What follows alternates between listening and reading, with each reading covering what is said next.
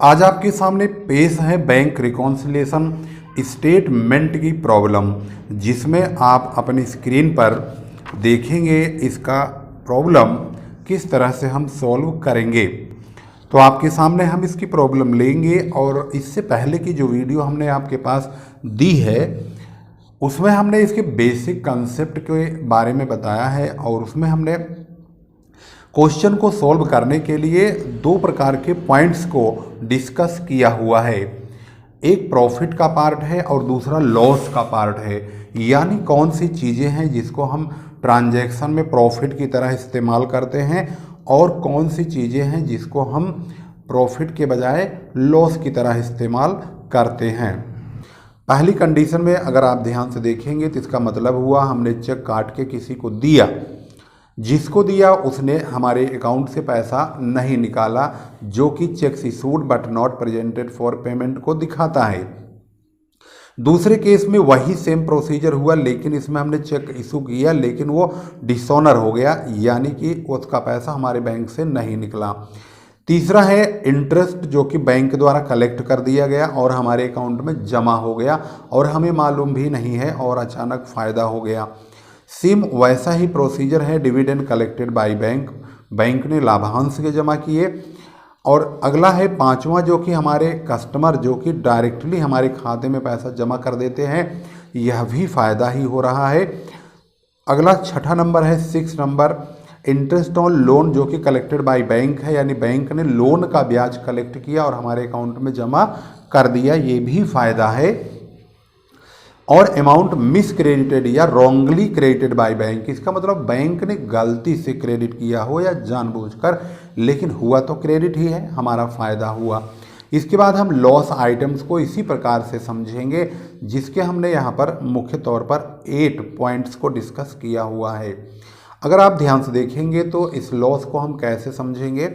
Checks is sent for collection but not collected, यानी cheques हमने bank में जमा करने के लिए या डिपॉजिट करने के लिए या वसूल करने के लिए भेजा, लेकिन वो वसूल नहीं हुआ या क्लियर नहीं हुआ या डिपॉजिट नहीं हुआ बैंक के द्वारा, तो हमारा हाल हाल में नुकसान ही हो रहा है।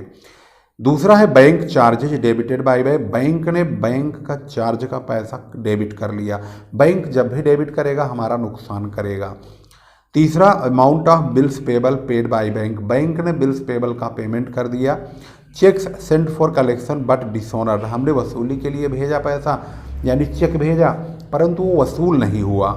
Checks issued but not recorded in cash book, हमने चेक काट के किसी को दिया, भाई जा पैसा निकाल ले, वो पैसा निकाल लेता है लेकिन हमने उसका जो है लेखा जोखा कहीं नहीं किया, यानी अपने कैश बुक में नहीं किया। इसके बाद आता है 6 नंबर का जो पॉइंट है, अमाउंट मिस डेबिटेड या wrongly debited bye bank, bank ने गलती से, जब बैंक गलती से क्रेडिट कर सकता है तो बैंक गलती से डेबिट भी तो कर सकता है।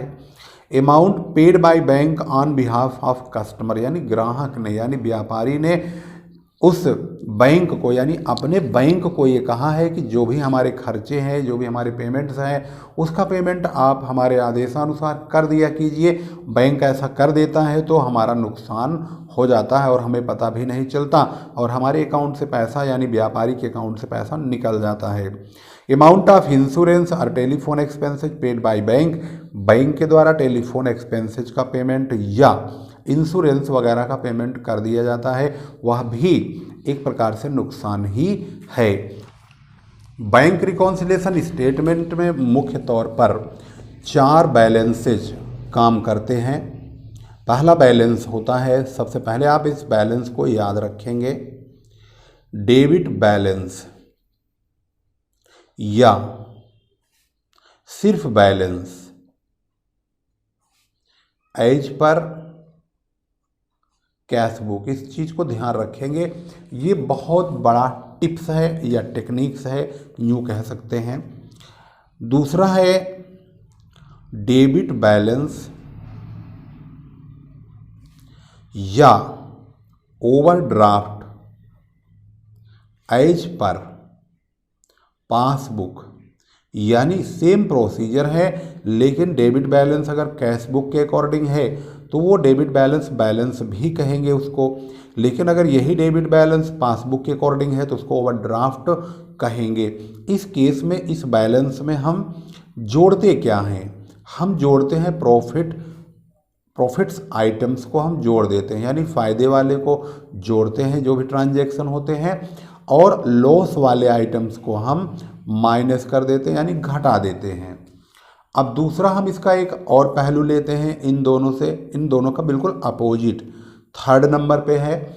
जैसे यहाँ debit balance as per cashbook है, वैसे इसका अपोजिट होगा क्रेडिट बैलेंस या ओवरड्राफ्ट एज पर कैशबुक,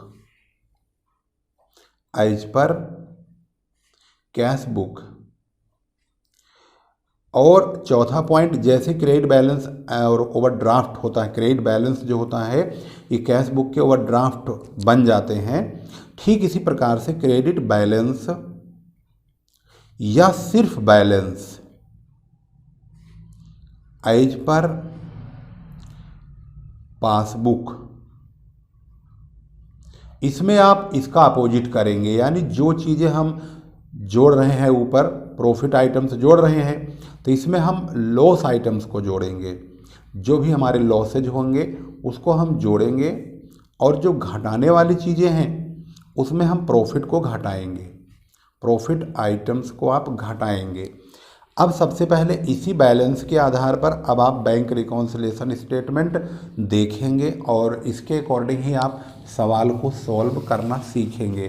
पहले हम एक इजी क्वेश्चन लेंगे जिसमें आपको इसकी बारीकियों को समझाएंगे।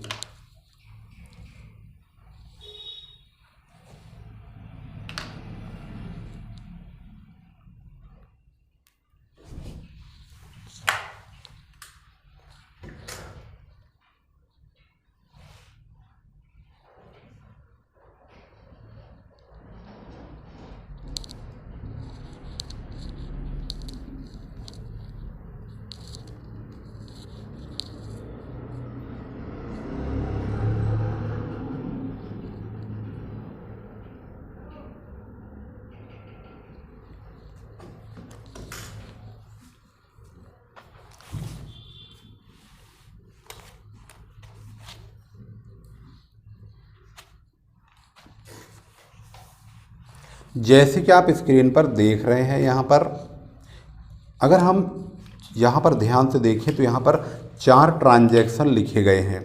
पहला है debit balance as per cash book 15,000 का है। ये बहुत ज़्यादा जो है ट्रांजैक्शन थोड़ा बेकार सा है जो आपको दिखाई नहीं दे रहा है, तो हम इस प्रकार से लेते हैं। यहाँ आप क्वेश्चन नंबर 7 को देखिए ध्यान से। यहाँ पर लिखा है on 30 June 2017 bank column of the cash book showed balance of 12,000 but the passbook showed a difference balance due to the following reasons. अब यहाँ पर देखेंगे कैश बुक का बैलेंस है ये 12,000, तो हम इसको जब बैंक रिकॉन्सिलिएशन स्टेटमेंट बनाएंगे तो आप यहाँ पर ध्यान देंगे कि सबसे पहले आपको यहाँ ऊपर लिखना है बैंक रिकॉन्सिलिएशन स्टेटमेंट, और ये किस तारीख को बना रहे हैं ये भी लिखेंगे। बैंक रिकॉन्सिलिएशन स्टेटमेंट, इसमें आप ऐड और लेस के 2 कॉलम्स बनाएंगे।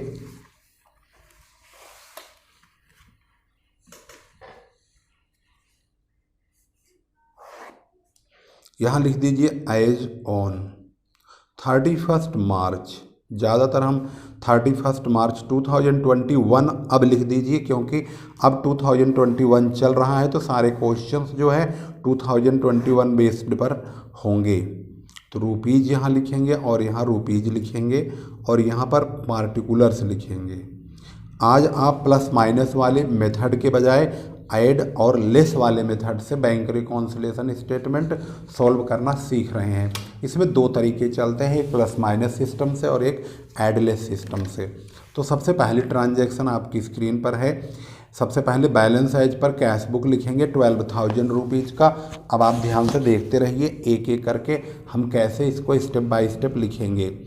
यहाँ लिखेंगे balance as per cash book, बहुत ही fast balance as per cash book, इस बैलेंस को आपको लास्ट वाली कॉलम में यहाँ लिखना होगा 12,000।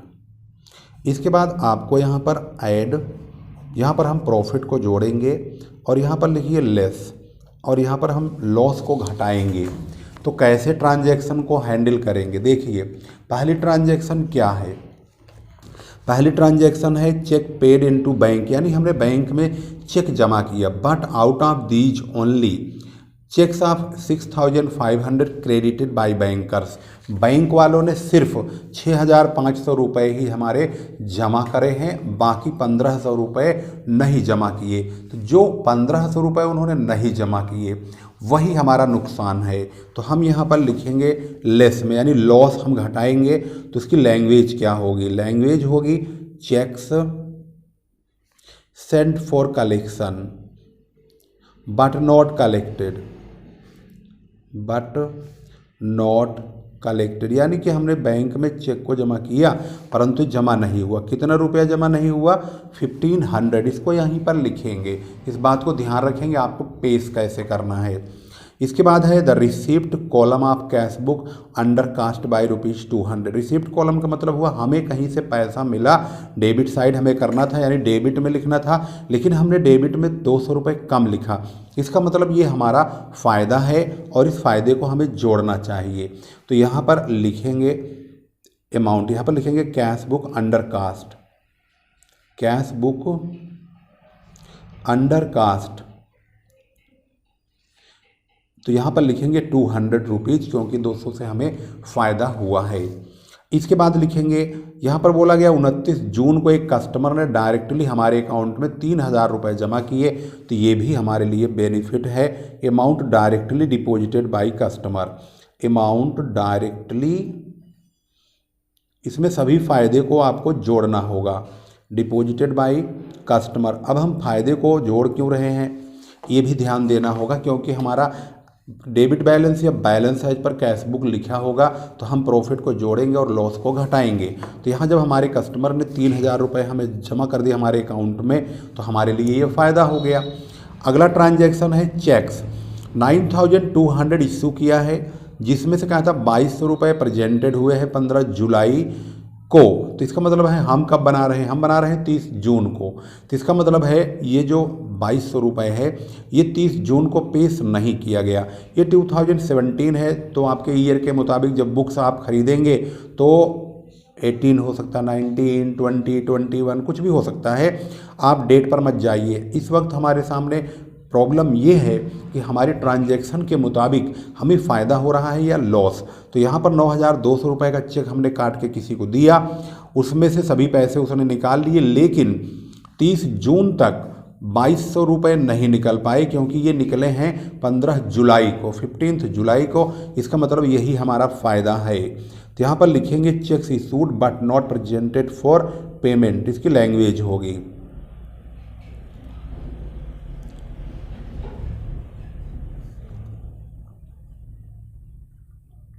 और सिंपली ये 2,200 रुपये का ही हमारा फ़ायदा हुआ है तो हम 2,200 रुपये को ही लिखेंगे।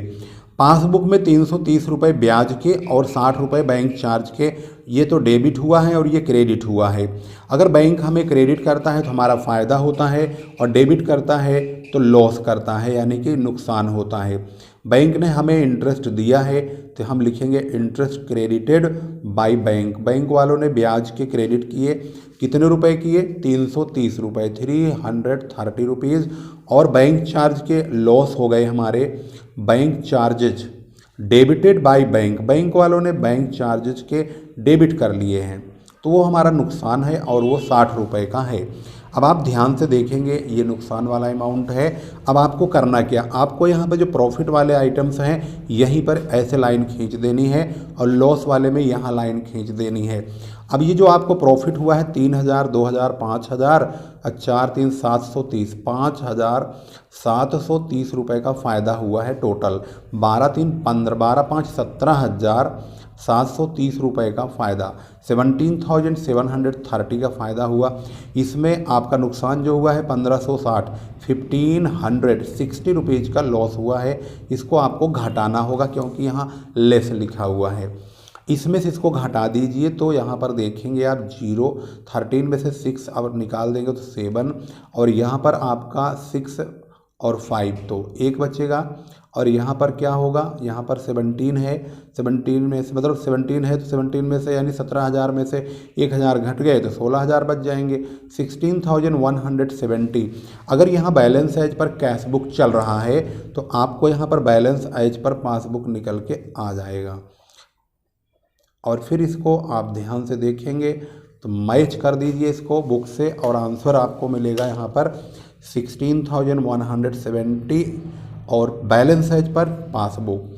यहाँ पर आप इसका आंसर भी बहुत ईजिली देख सकते हैं, और इसका सॉल्यूशन बिल्कुल बेहतरीन और नायाब तरीके से आपके सामने इसका एक बहुत बेहतरीन टेक्निक आपको हमने दिखाया है। और इन 4 बैलेंसेज को आप अपने माइंड में सेट कर लीजिए, यही मुख्य मूल मंत्र है। इन 4 बैलेंसेज में से आपको कोई सा एक बैलेंस मिलेगा, उस पर आप इन चारों फार्मूलों में से किसी एक को ही अप्लाई करेंगे। अगर इन दोनों में से कोई सा मिलेगा तो आप प्रॉफिट जोड़ेंगे, लॉस घटाएंगे, और इन दोनों में कोई भी मिलेगा तो आपको इन दोनों में से जो भी मिलेगा उसमें आप ये फार्मूला पुट करेंगे, यानी कि लॉस जोड़ेंगे प्रॉफिट घटाएंगे, यहाँ प्रॉफिट जोड़ेंगे लॉस घटाएंगे। इस मूल मंत्र के हिसाब से ही आपके सामने हमने प्रॉब्लम सॉल्व किया है। उम्मीद करता हूँ कि आपको ये सवाल समझ में आ गया होगा और आप अच्छी तरह समझ भी गए होंगे। बहुत कम समय में हमने इसको आपको समझाने की कोशिश की है। वीडियो अच्छी लगे तो इसको ज़रूर शेयर कीजिएगा।